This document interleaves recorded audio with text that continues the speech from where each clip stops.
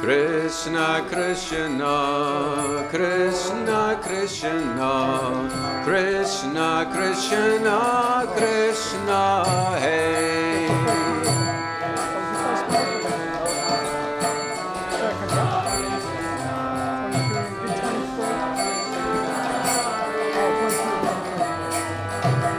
Krishna Krishna, Krishna Krishna, Krishna Krishna, Krishna Hey.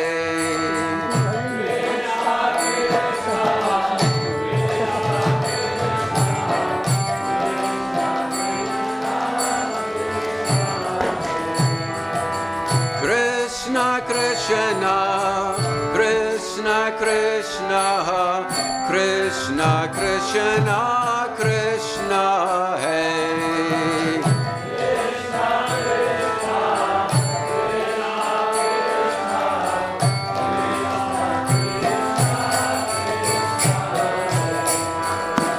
Krishna Krishna, Krishna Krishna, Krishna Krishna, Raksha Mam.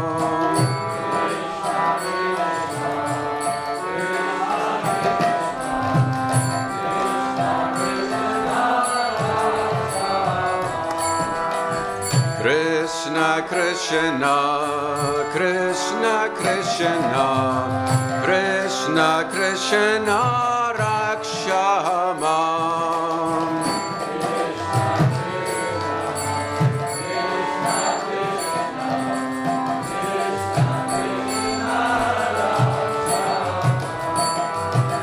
Krishna Krishna, Krishna Krishna, Krishna Krishna, Pahi Mam. Krishna Krishna, Krishna Krishna,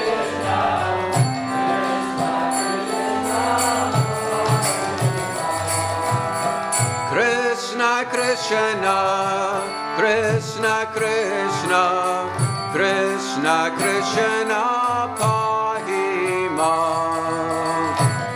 Krishna Krishna, Krishna Krishna, Krishna Krishna, Pahi Mam. Rama Raghava, Rama Raghava, Rama Raghava, Raksha Mam.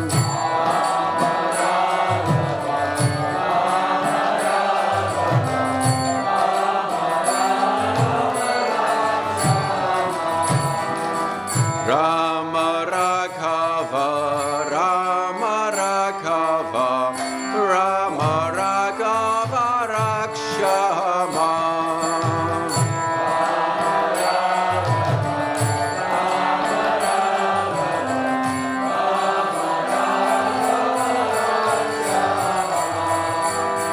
Krishna Keshava, Krishna Keshava, Krishna Keshava, Pahi Mam.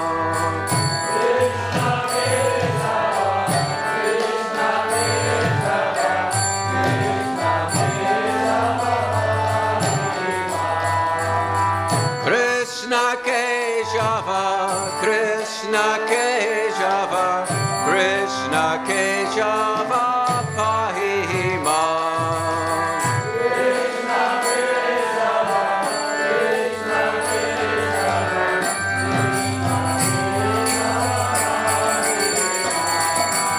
Krishna Keshava, Krishna Keshava, Krishna Keshava, Pahi Mam. Krishna Keshava, Krishna Keshava, Krishna Krishna, Krishna Krishna, Krishna Krishna, Krishna Hey.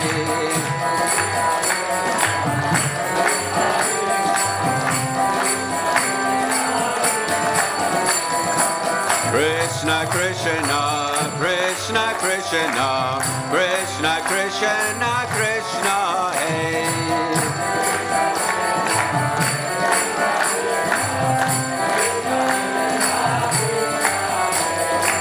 Krishna Krishna, Krishna Krishna, Krishna Krishna, Krishna Hey.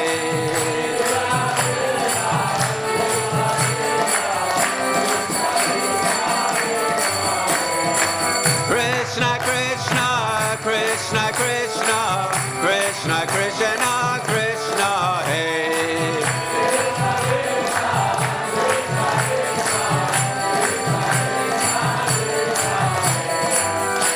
Krishna Krishna, Krishna Krishna, Krishna Krishna Rakshamam.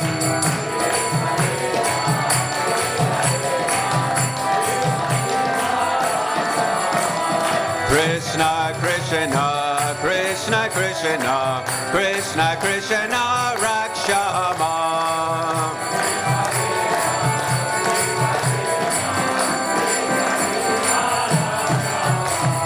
Krishna Krishna, Krishna Krishna, Krishna Krishna Pahima.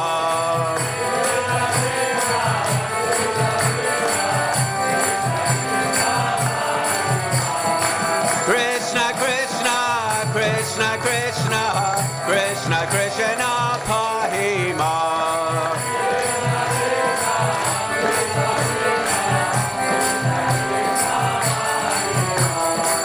Rama Raghava, Rama Raghava, Rama Raghava Rakshama.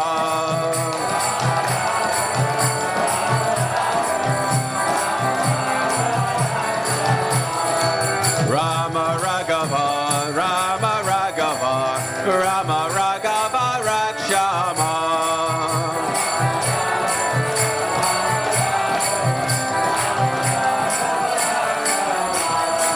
Krishna Keshava, Krishna Keshava, Krishna Keshava Pahima.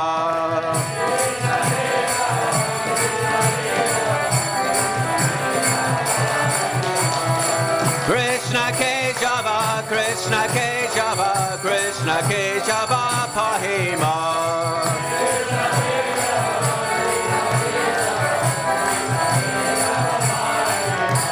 Hare Krishna, Hare Krishna, Krishna Krishna, Hare Hare, Hare Ram, Rama Rama, Hare Hare.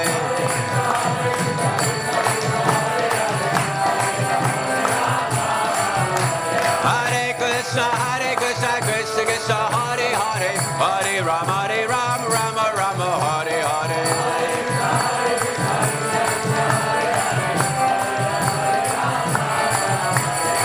Hare Krishna,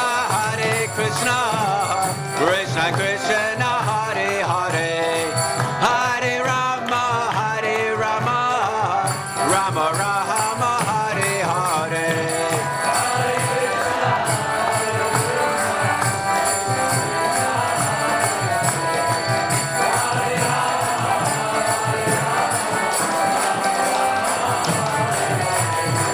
Hare Krishna, Krishna Krishna, Hare Hare, Hare Rama, Rama Rama, Hare Hare.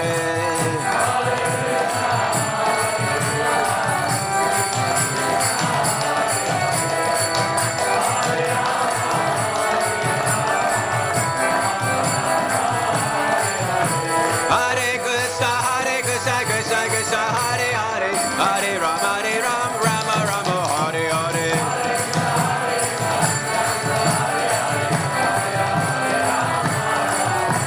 Hare Krishna, Krishna Krishna, Hare Hare, Hare Ram, Rama Rama, Hare Hare.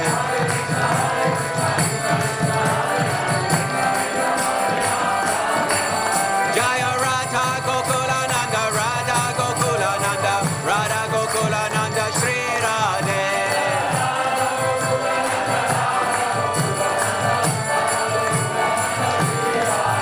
Jaya Prabhupada, Jaya Prabhupada, Prabhupada, Jaya Prabhupada.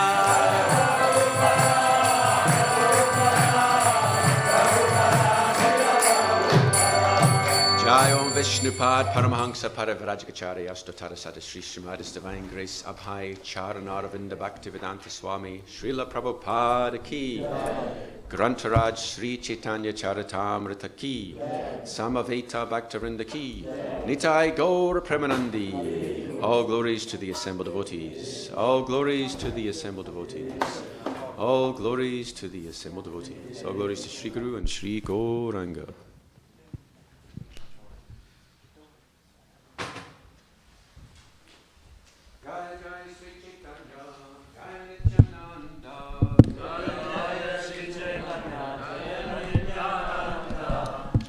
Dvaita Chandra Jaya Gaura Bhakta Vrinda.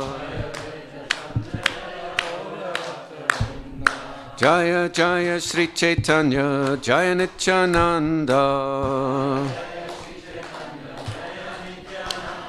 Jaya Dvaita Chandra Jaya Gaura Bhakta Vrinda. Jaya Jaya Sri Caitanya Jaya Nityananda. Jaya Dvaita Chandra Jaya Gaura Bhakta Vrinda. Today we're reading from Sri Caitanya-caritāmṛta Madhya-līlā, texts 44 through to 46, which is on the board, and also after that we do 47 and 48 and 49, and I have permission from the organizers to do that. I like several purports because they're short purports. So I will read 44. Murari Mahiti Ingha Shika Mahatira by Tomara Charanabinu Argatinai. This is Murari Mahiti, the brother of Shiki Mahiti. He has nothing other than your lotus feet.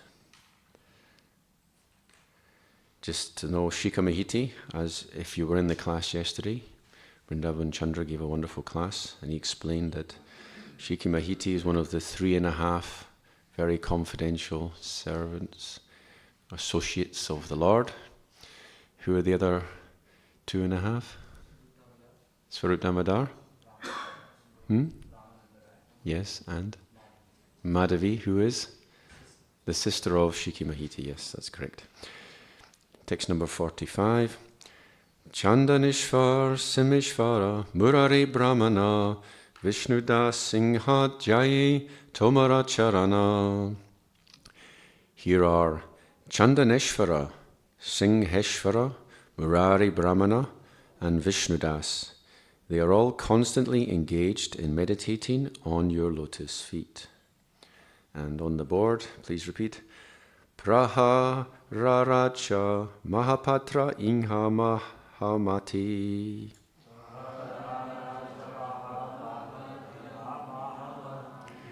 Prahararacha Mahapatra Ingha Mahamati.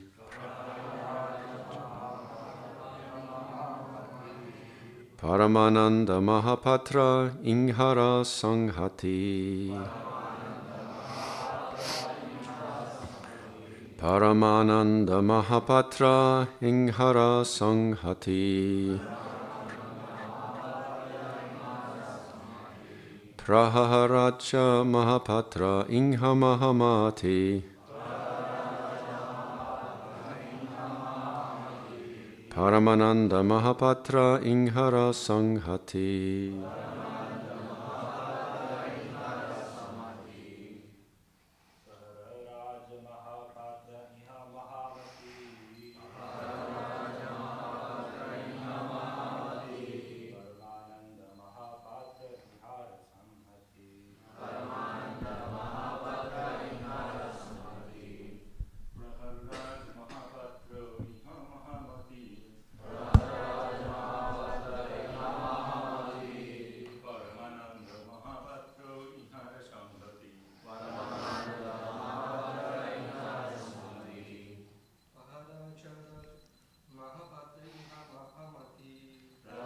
Raja Mahapatra Ingha Mahamati. Paramananda Mahapatra Inghara Sanghati. Ladies.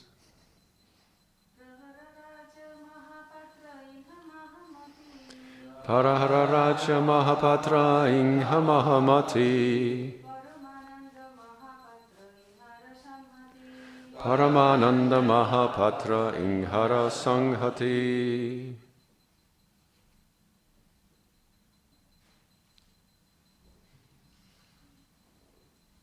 Okay, word for word. Prahara Raja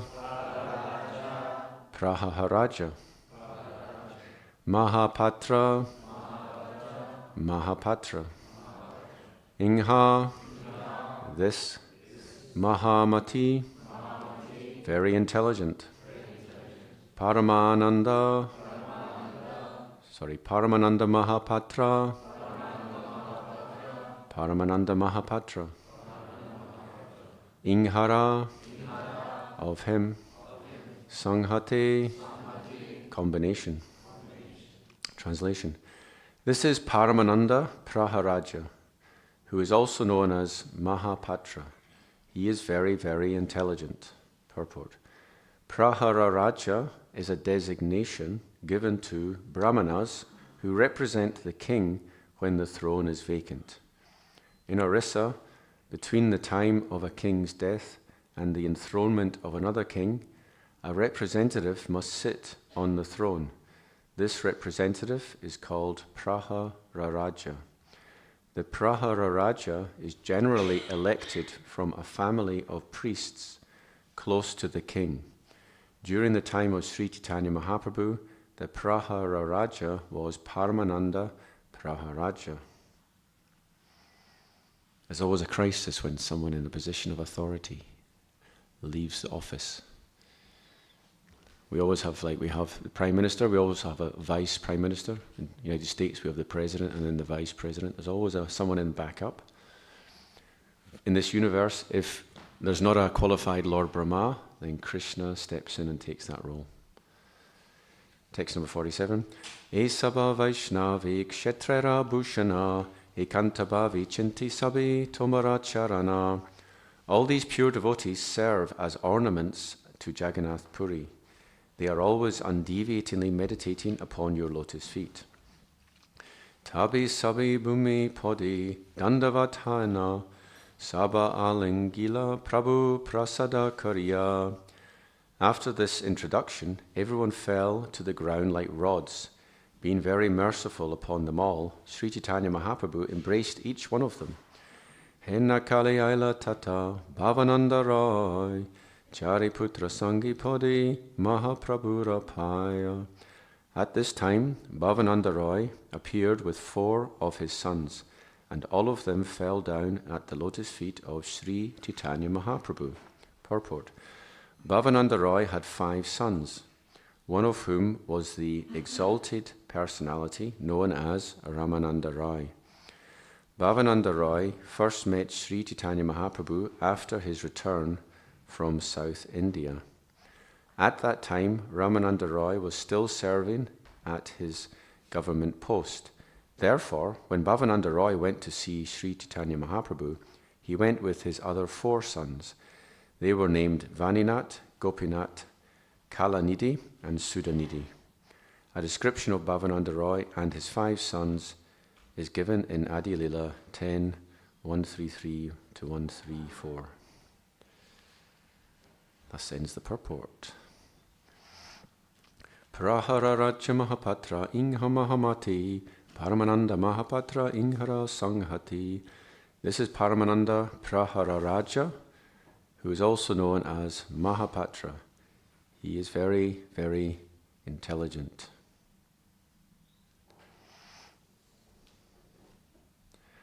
Nama Om Vishnupadaya Krishna Prasthaya Bhutali Srimati Bhaktivedanta Swaminiti Namani Namaste Saraswati Devi Gauravani Pracharini Nirvisesha Sunyavadi Paschachate Satarini Panchatattvatmakam Krishnam Bhaktarupa Sarupakam Bhaktavataram Bhaktakyam Namami Bhakta Shaktikam Panchakalpatarubhyascha Kripasindhu Evacha Patitanam Pavanebhyo Vaishnavibhyo Namo Namaha. Jai Shri Krishna Chaitanya Prabhu Nityananda Shri Advaita Gadadhar Srivasari Gaur Bhaktavinda. Hare Krishna Krishna Krishna Hare Hare Hare Rama Rama Rama Hare Hare. So I'm very grateful for the opportunity to speak, and I request all of your blessings so that I may say something relevant, something that's in line with Shastra. Hare Krishna.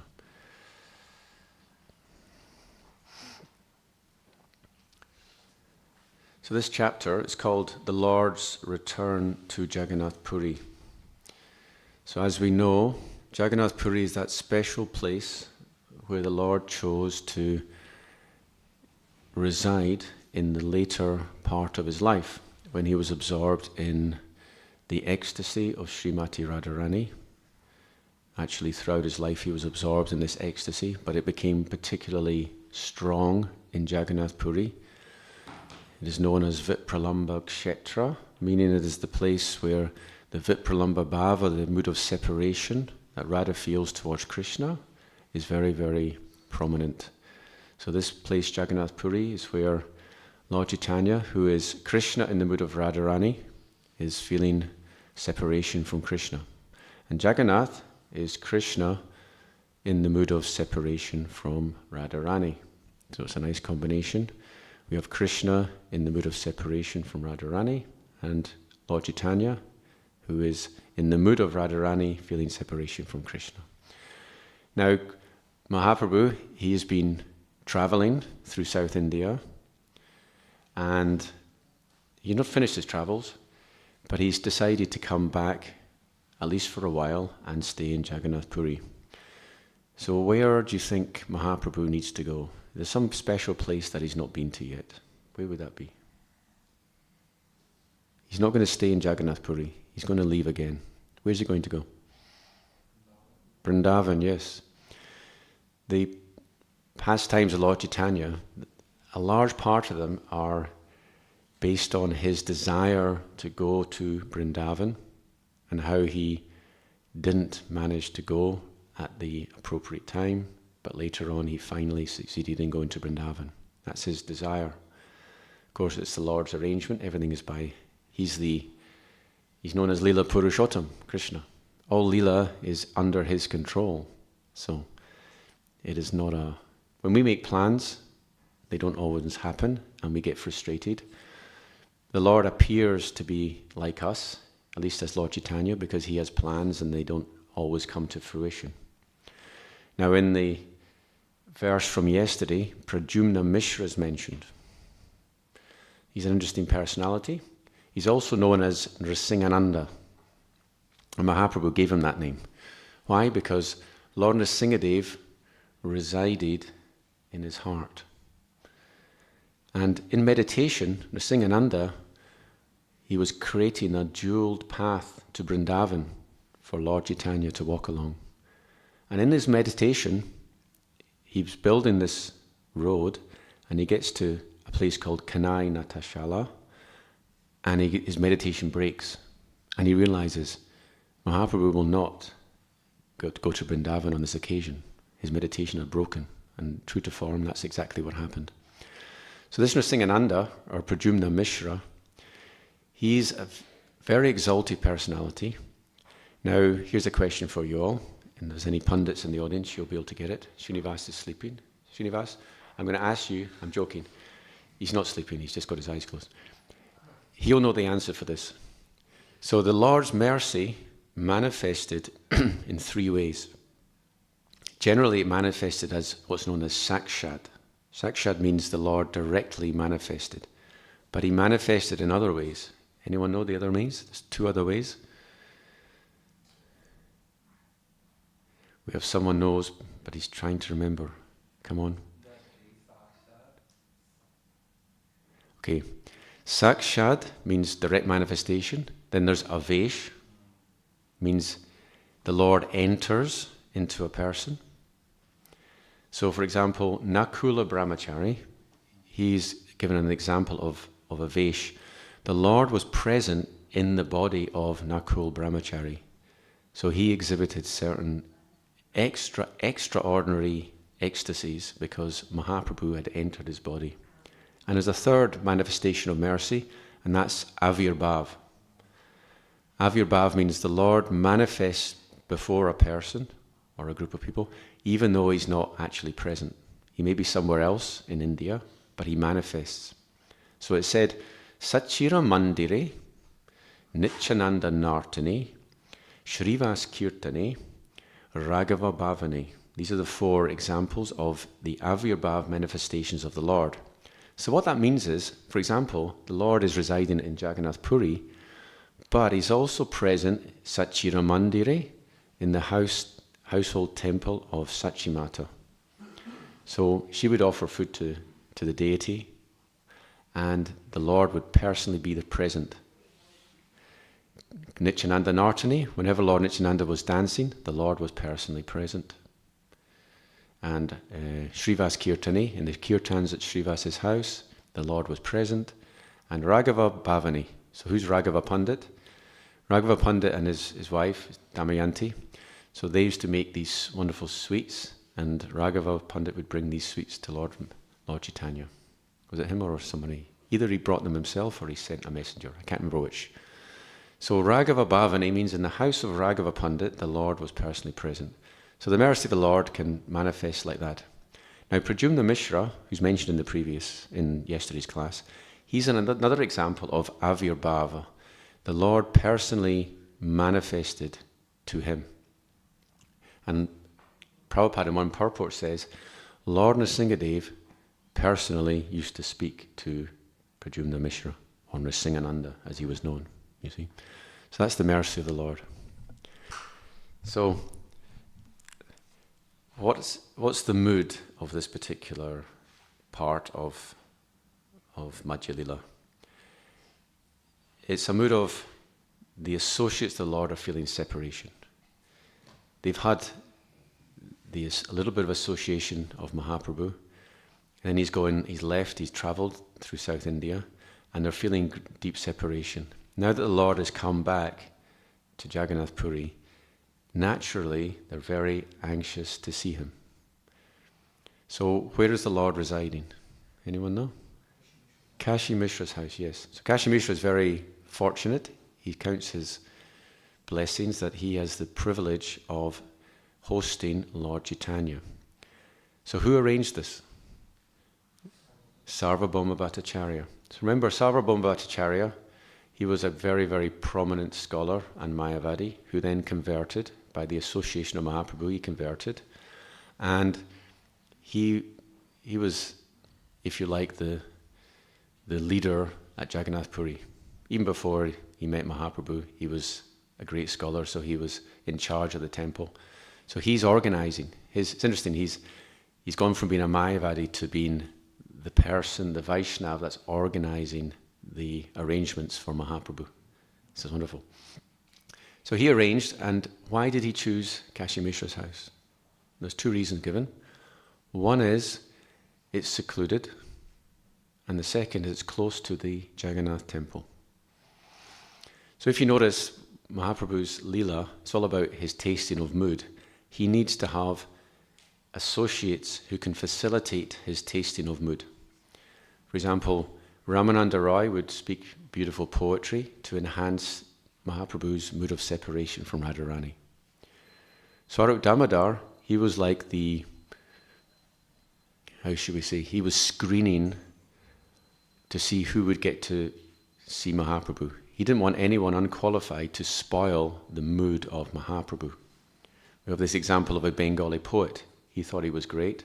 And some of Mahaprabhu's associates thought this Bengali poet's wonderful. And they wanted that he would recite his poetry, or Mahaprabhu would hear his poetry. Swarup Damodar, his job was he was vetting things. He was not interested. He didn't want to hear about this Bengali poet. But the associates of Mahaprabhu, they pushed and pushed. So finally Swarup Damodar said, okay, show me this poetry. And then he read the first line, and he chastised this Bengali poet. The first verse is saying, Lord Chaitanya is the life force that has entered into the body of Jagannath. So Jagannath, a piece of wood, is the body, and Lord Chaitanya is the life force. And Swarup Damodar, he chastised him, said, this is bogus, this is not the correct philosophy. And he quoted from the Kurma Purana, Deha Dehi Vibhagoyam Neshvari Vidyate Kvachit. For the Lord, there is no difference between the body and the soul. The soul and the body are one and the same. So Krishna's body, Deha, and Krishna himself, Dehi, are actually non-different. So to say that Lord Chaitanya or in terms of the Bengali poet, he wouldn't be Lord Chaitanya, he'd just be Caitanya. Caitanya is like a jiva entering into the wooden form of Jagannath. That indicates a difference between body and possessor, which is not the tattva of Bhagavan, you see. So he chastised them. Then we have the servant Govinda. Govinda was facilitating the Lord when he was staying in the Gambhira. That is later on, Madhya-līlā. The Lord becomes increasingly internal in his meditation. So he needs someone to look after him. Govinda's a wonderful example. One time the Lord fell asleep at the doorway and Govinda did not leave. It was time for prasadam, but he did not leave. When Mahaprabhu woke up, he asked Govinda, why did you not just go and take prasadam? And Govinda said, I did not want to step over you, my Lord, because it's bad etiquette. And Lord Chaitanya said, but you stepped over me when you were giving me massage. And Mahaprabhu said, Govinda said, that is for your service. For your service, I will step over you. But for my gratification, taking prasadam, I will not step over you. This one time in Prabhupada Memories, there was one of Prabhupada's servants, she was putting a picture in Prabhupada's room. And she didn't know what to do. She needed to reach higher. And she asked Prabhupada, can I stand on your seat? And Prabhupada said, for service, you can stand on my head. That's what he said. So it's like that. So this is how the associates of the Lord, they facilitate his bhav. So Kashi Mishra, he's very fortunate because he's going to provide a nice setting which is both near the Jagannath temple and it's secluded. Now, I read two purports. The second purport is describing Bhavananda Roy and his 4 sons. So why was Ramananda Roy not mentioned? Who remembers? Ramananda Roy is not present. Why is he not present? He was at work, yeah. He's the governor of Madras, so he's at work. So he's looking after the affairs there. Of course, he's had his darshan. He's had a long discussion. That's chapter 8 of Madhya-līlā with Lord Chaitanya. He's still performing his duties as the governor of Madras. Bhavananda Roy is an interesting character. Now, according to Gaura Ganadesh Deepika, he's none other than Pandu, who's the father of the Pandavas. And the 5 sons of Bhavananda Roy are none other than the Pandavas. So it's Bhima, Arjuna, Sahadev, Nakul, and the king Yudhisthira. So they all manifested as Kalanidhi, Shuddhanidhi, Vaninath, and Gopinath, and Ramananda Roy. So Ramananda Roy, he's considered to be Arjuna. It's funny that if you go to the Gaura Ganadesh Deepika, there's various descriptions of who Ramananda Roy is. Some people say he's Vishaka, some say he's Lalita, he's also Arjuniya Gopi, and he's also Arjuna from the Pandavas. And they're all correct answers. Shri Shri Radha Gokulananda Ki Jai.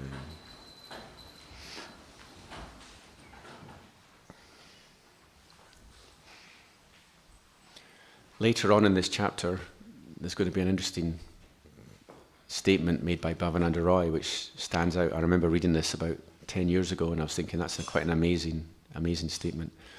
Bhavananda Roy tells Mahaprabhu, you are the Supreme Personality of Godhead because you touched me and I'm a Shudra. So it's very interesting. The Orthodox Hindu culture at the time, there was the untouchable class. So there were untouchable persons like Ramananda Roy.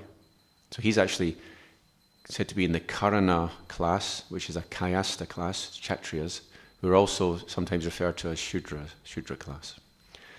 So because he's seen himself as a Shudra, then Ramananda Roy, Bhavananda Roy, they were like classed as Shudra, and the Brahmana class at the time, they wouldn't consider them to be high class. If we remember when Mahaprabhu met Ramananda Roy on the Godavari River, the Brahmanas were watching and they were amazed because they saw, who is this effulgent person embracing the Shudra, Ramananda Roy? And Bhavananda Roy, he's the same. He's been embraced by the Lord. But the Lord, you see the Lord's pastime, his intimate associates, many of them were outcasts. Rupa and Sanatan, yeah. Nicha Jati, Nicha Sangi, Patita Adama, Kuvishaya Kupipodi, Janama Gonaino Janama. This is Sanatana Goswami. He says, my birth is low, my association is low. Actually, his caste is low, not his birth, Jati, because he was working for the Muslims at the time. So he considers Nicha Jati, I've lost my caste. Nicha Sangi, I'm associating with Mlechas. And therefore he is Patita, Adama, very fallen. And he's seen this way. And therefore, Kuvishaya Kupi, Podi, I've fallen into a well of sense gratification, and I'm passing my life as such. So Rupa and Sanatana Goswami, low class considered. Haridas Thakur, he's born into this low caste, so to speak. He's Yavana. And who else is there? We have Ramananda Roy, Bhavananda Roy. So many of Mahaprabhu's associates, they're like this. And of course, while they are respecting this etiquette, like the Goswamis, they didn't enter, or Sanatana Goswami didn't enter into the Jagannath temple, Haridas Thakur didn't enter into it, but Mahaprabhu would come every day and visit Haridas Thakur. So they're in the Orthodox Brahmins, they're taking darshan of Jagannath on the altar, but the greatest devotees, Mahaprabhu, they can't go and see Jagannath, but Mahaprabhu's personally coming and visiting them. So this is by his actions, Mahaprabhu is teaching us that we're not so respectful of the rigid caste system. At the same time, he respected the benefits of the caste system. For example, it's stated in the 11th canto, Yad Arya Vachasa Yadagaranyam, that Mahaprabhu, he entered the forest on the curse of a Brahmana.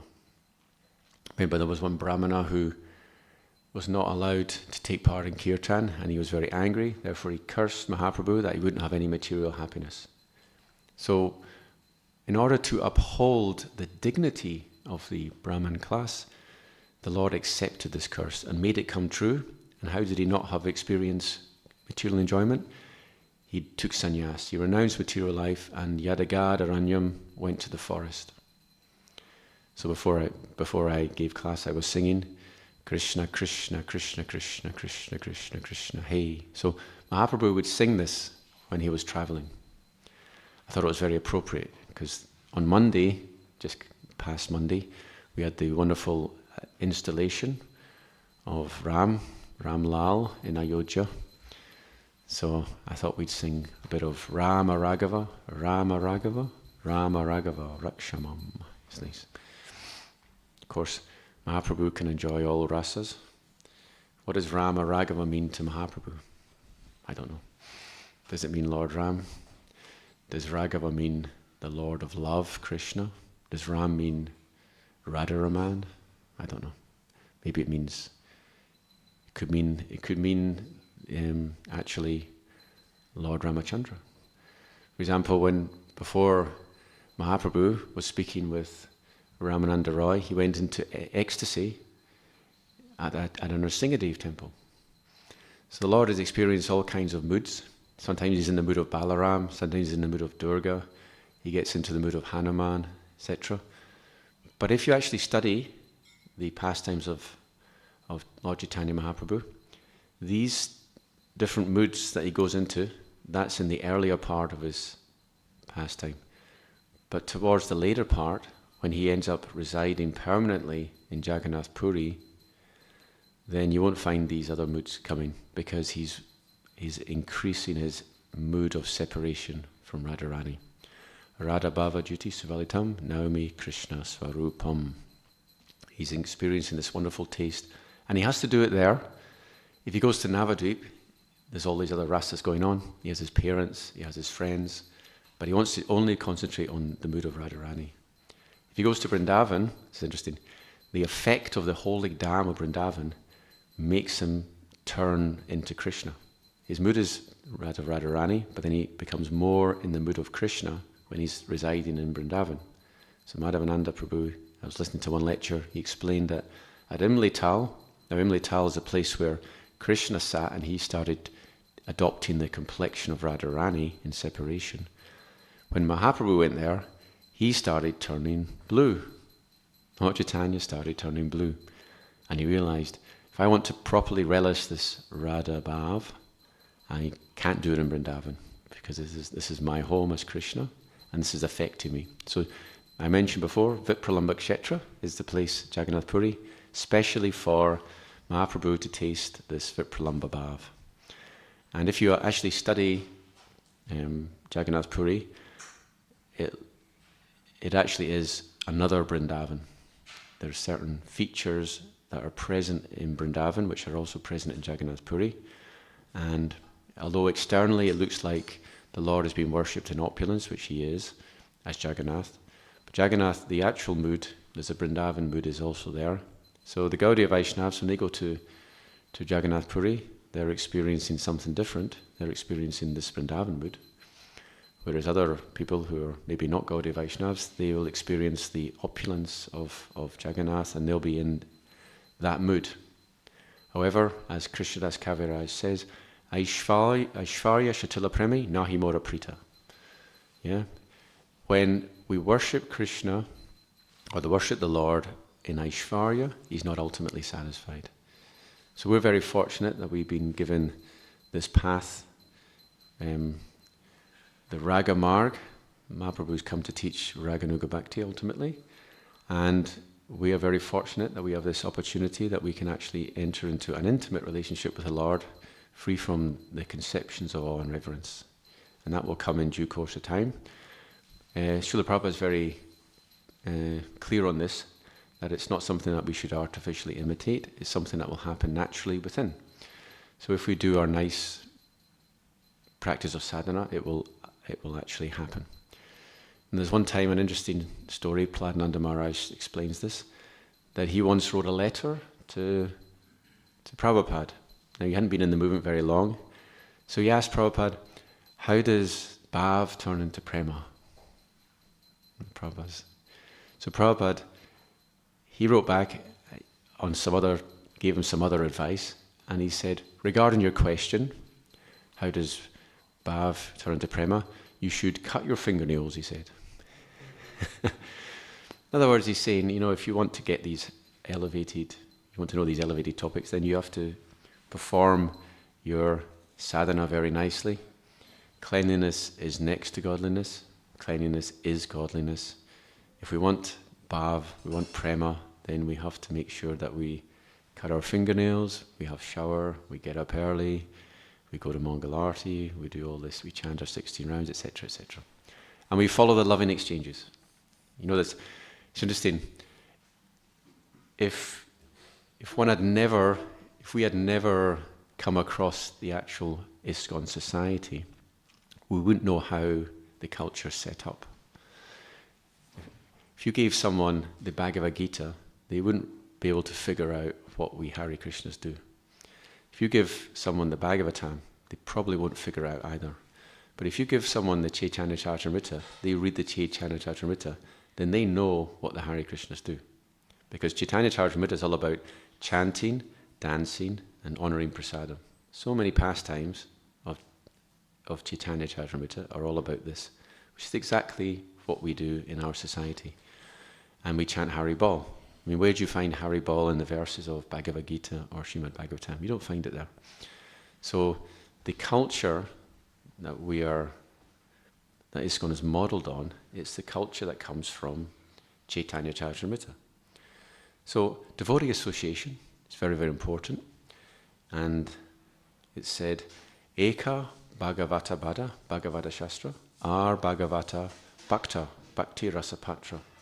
There are two Bhagavatas.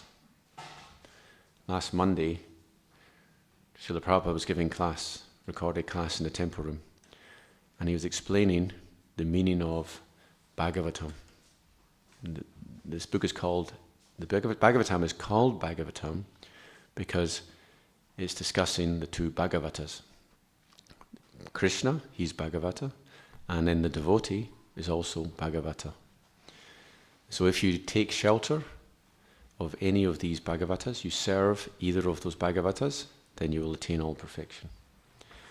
So one Bhagavata is mentioned in the Caitanya-caritāmṛta. One of those Bhagavatas, Eka Bhagavata, Bada Bhagavata Shastra. One of those Bhagavatas is the Bhagavatam.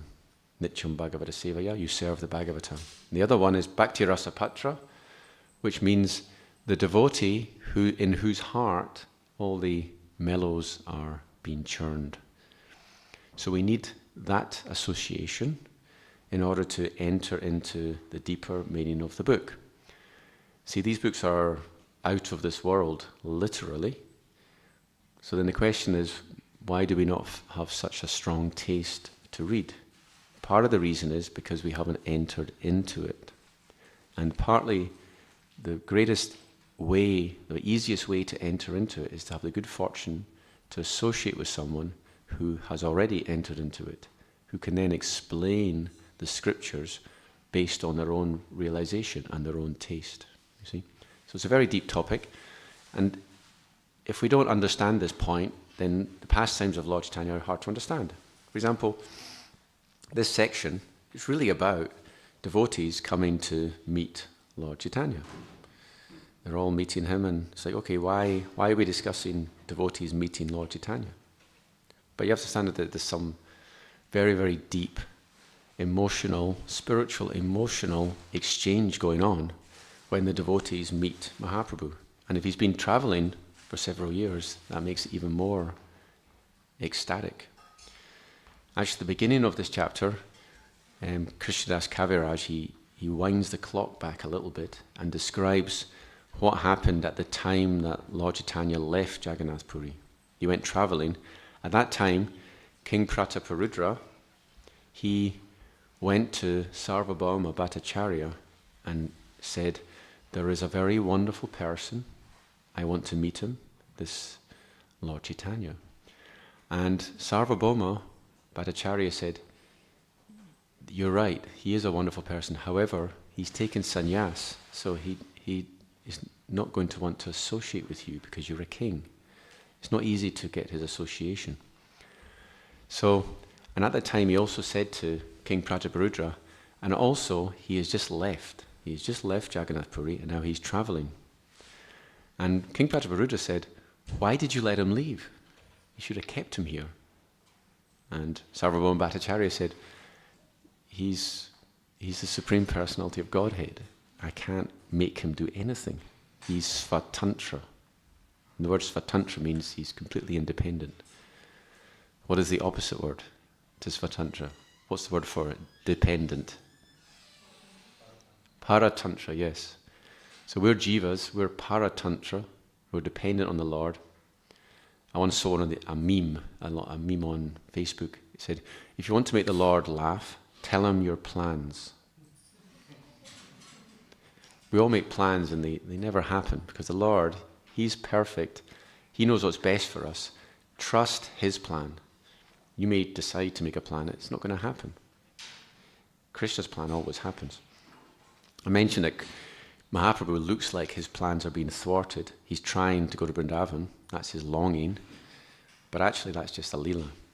So what's King Prataparudra's longing? His longing is to have darshan with the Lord. But he has to wait. Who knows when he had darshan? You know the pastime?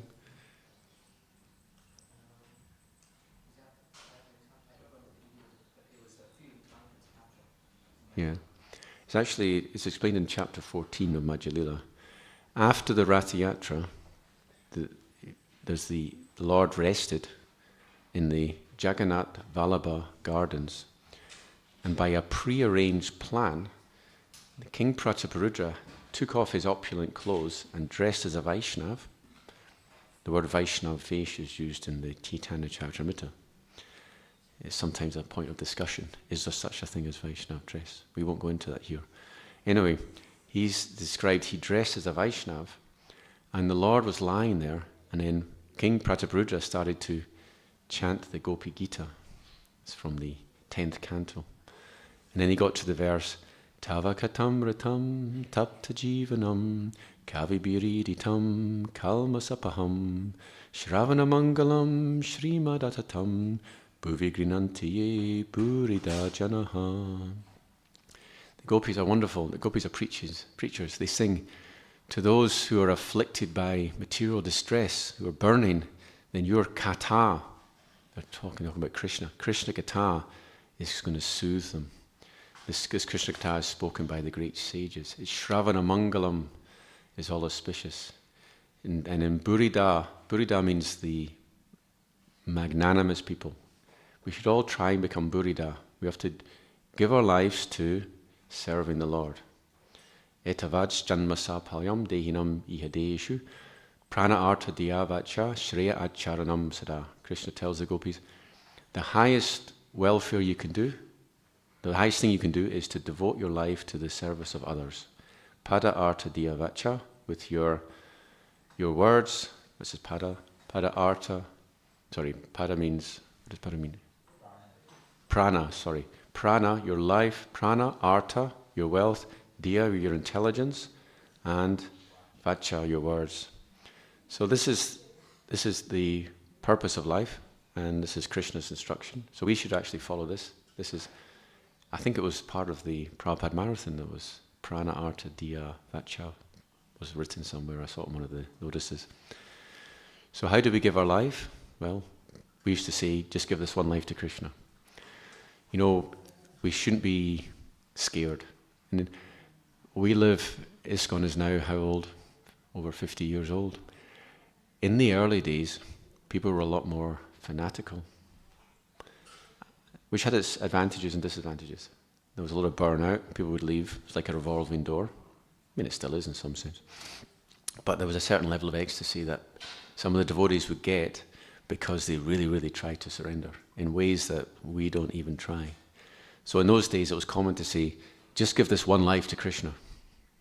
Now people come in and say, okay, do your studies, get your job, get married, come to the temple, and we have we tell people different things now, which, as a long-term strategy, might be the right thing to do, but might not be, because you might be missing out on some really real nectar that you get when you surrender more fully.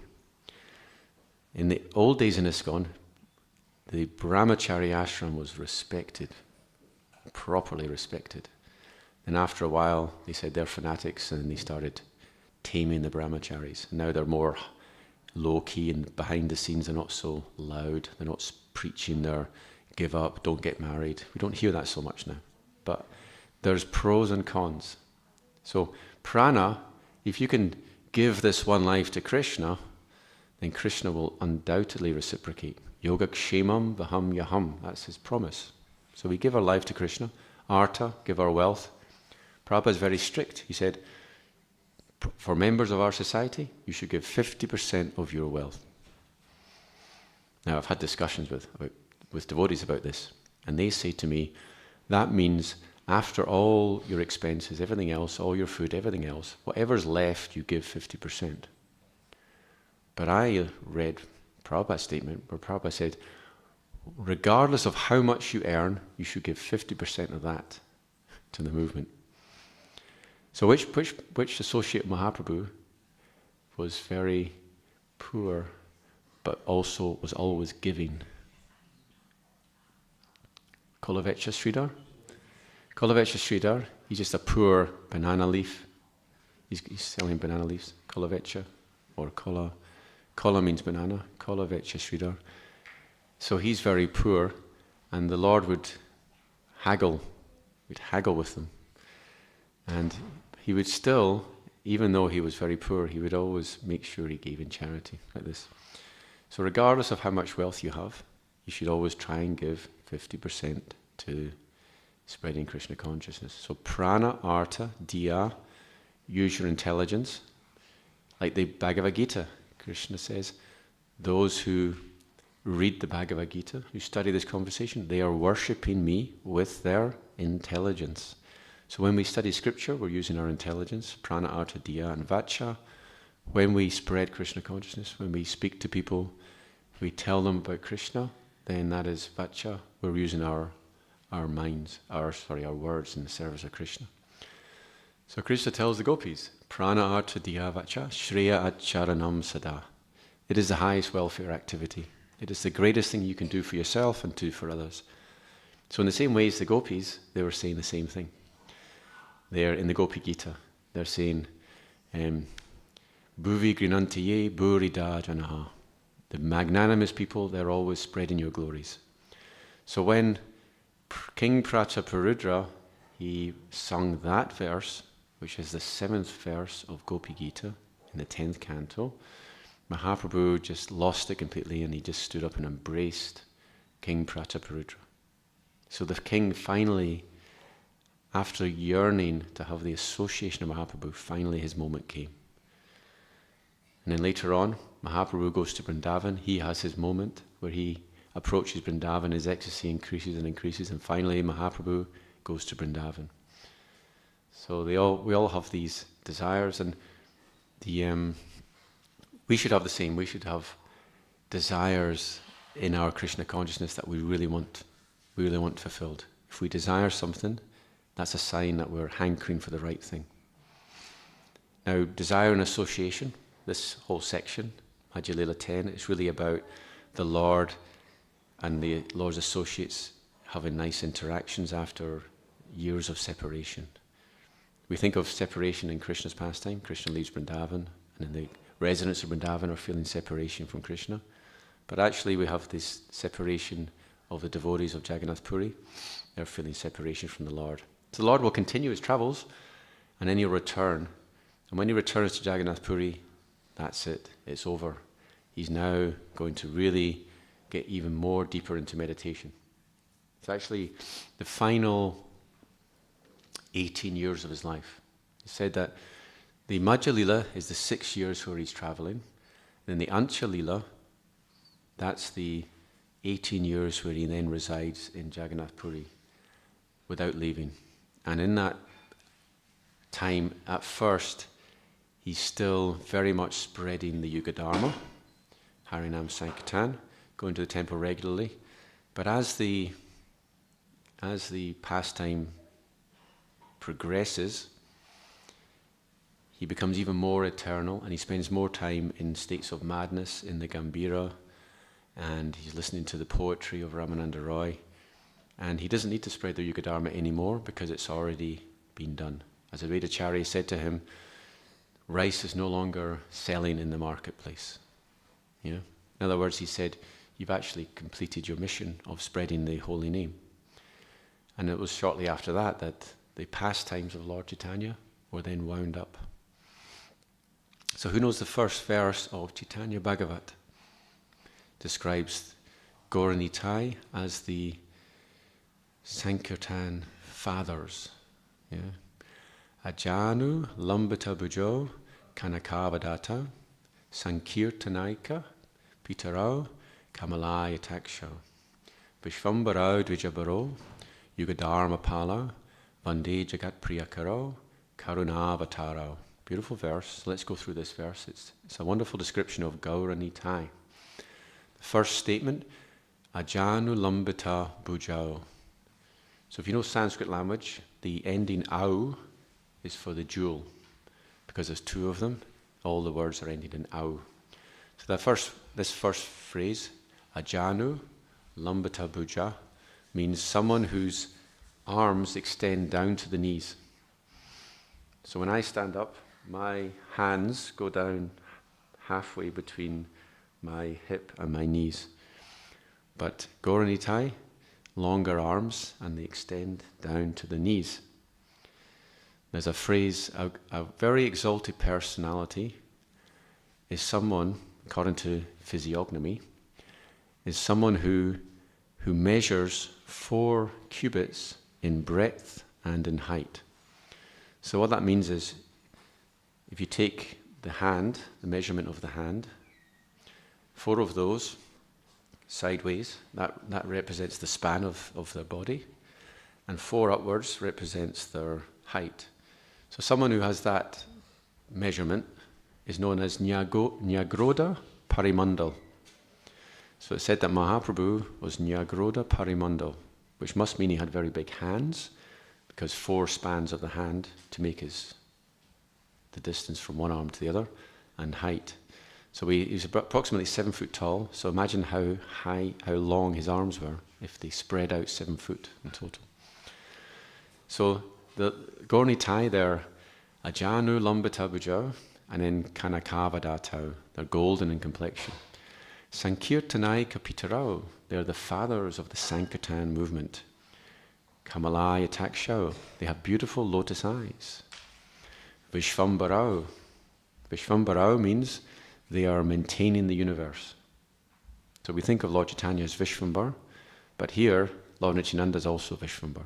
So 2 Vishvambars make Vishvambarau, double, jewel.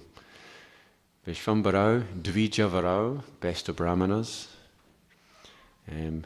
Yugadharma Palau, and they're protecting the Yugadharma. So what is the Yugadharma?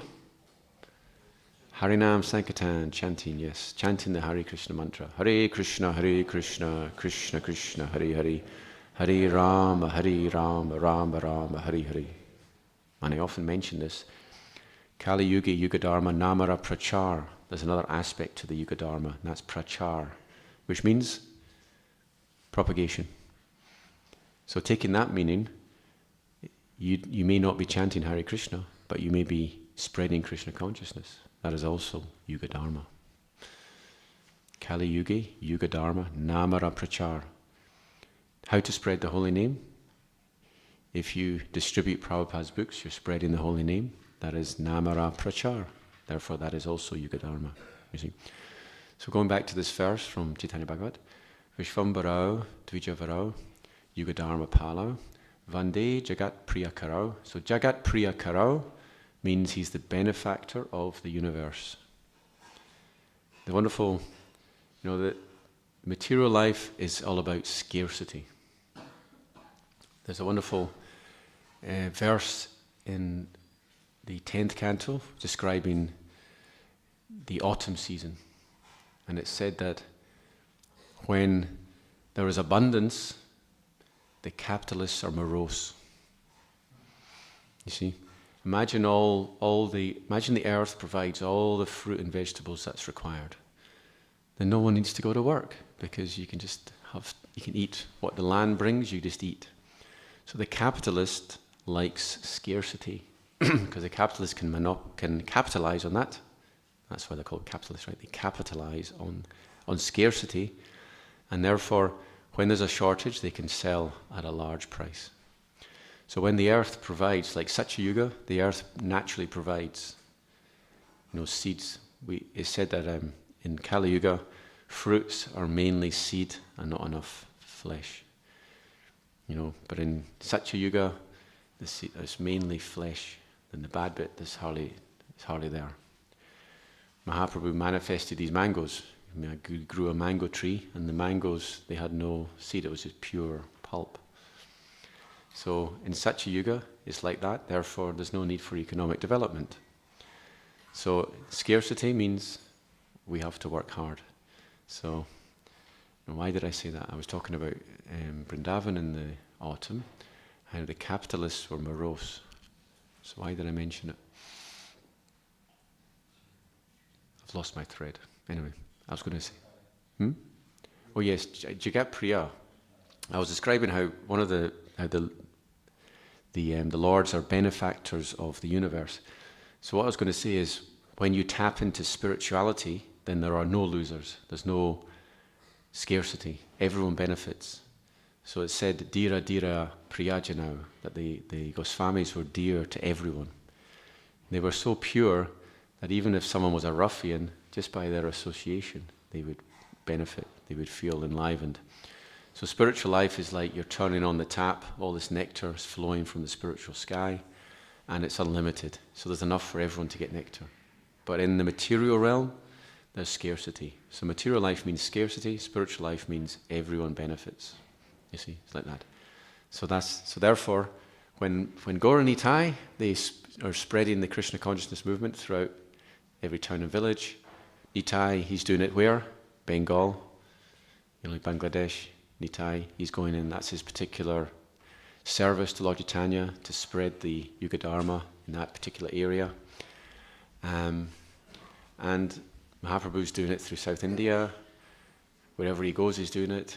Jari Deki Tarika Krishna Pradesh, his associates are doing it too. And therefore, when that was going on, there was no losers, and there was no need for economic development. What is that? It says, Chari Purushartha, Tulya, Agi, Trina, Agi, I can't remember exactly how it goes. It's saying that the fourfold Purusharthas are like bits of grass. They're insignificant. They're tiny. In other words, the Panchama Purushartha, that's Krishna consciousness, is the fifth goal. That is the only thing that's of value. And the other four, Dharma, Artha, Kama, Moksha, they're like grass. They're just insignificant like grass. So we'll almost finish. We've got 10 minutes left. I'll just say a little bit more about the sons of Bhavananda Roy. So Gopinath is also known as Gopinath Patanayaka. So there's a chapter in Antya-līlā all about Gopinath Patanayaka. Does anyone remember this? What's he famous for? Okay, so he was almost executed. What happened was he usurped some money from the treasury of King Prataparudra, and the son of King Prataparudra, he tried to get this back, and then there was a dispute between the two of them, and the son, he was a bit proud. He went to King Prataparudra and explained that this Gopinath Patanayaka had stolen from the king's treasury, and he said he wanted to punish Gopinath Patanayaka. King Prataparudra said, do whatever you see fit, as long as you get the money back. So this son of King Prataparudra, he arranged that Gopinath Patanayaka was raised above some swords. It's called the changa. It's a way of executing. He would throw the person onto some upraised swords. That was going to be this punishment for stealing. So the devotees of the Lord, they were coming to Lord Chaitanya and going, this is your devotee, Gopinath Patanayaka. He's the son of Bhavananda Roy. He's the brother of Ramananda Roy. You have to save him. You have to save him. And Mahaprabhu's like, what can I do? I'm just a sannyasi. If the king is going to punish him, king punishes him. That's his just punishment.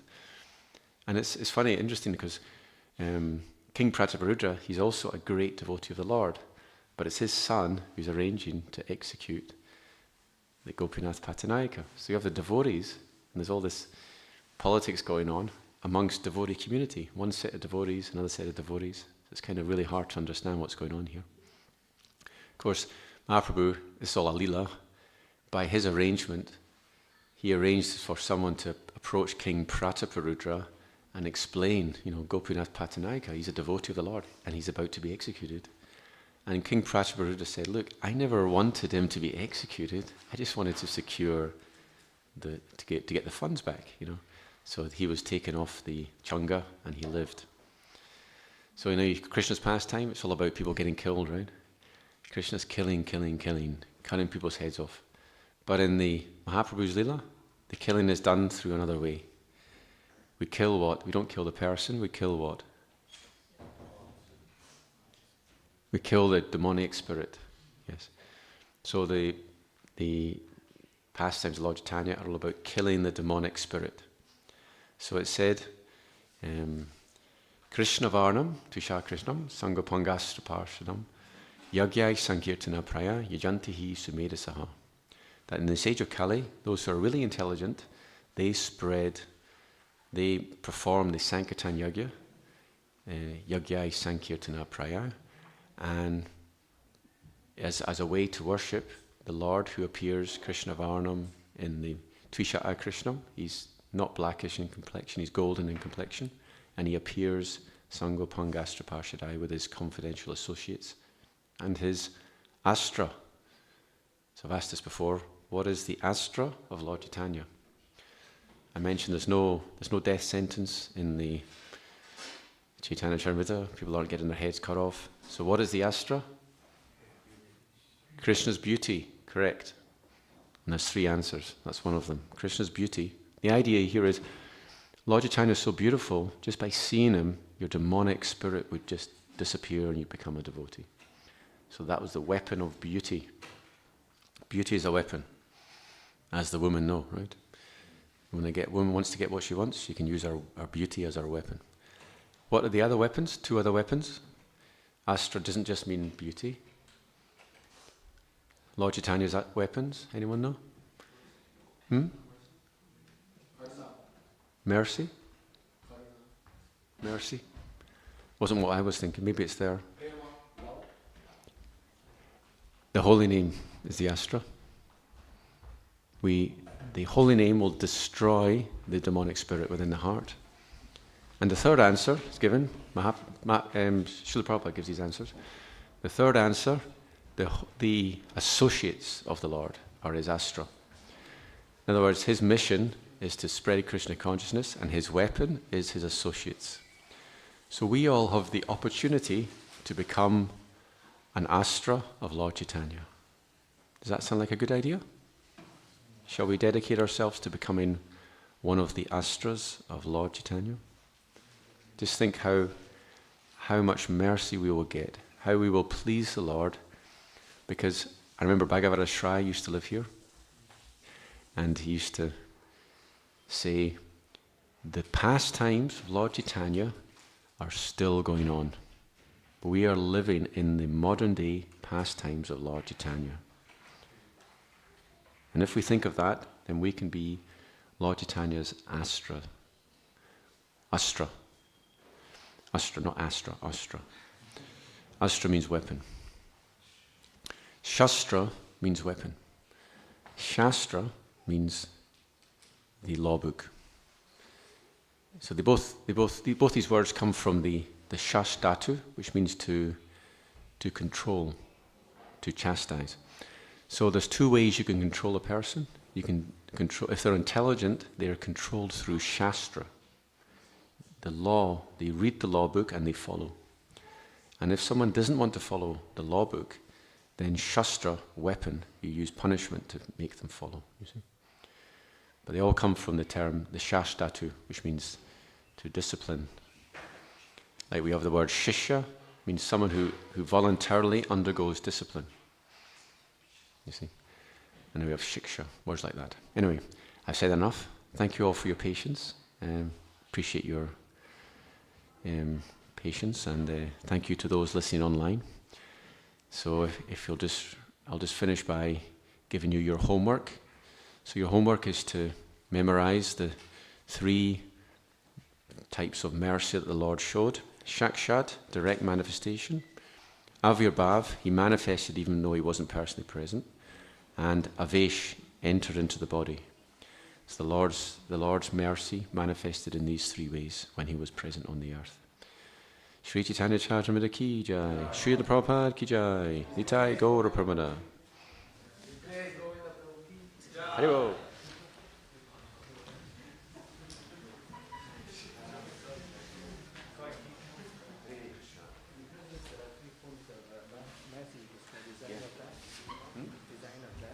Yes. There is a verse, I didn't quote that verse, but there is a verse where it is mentioned of it.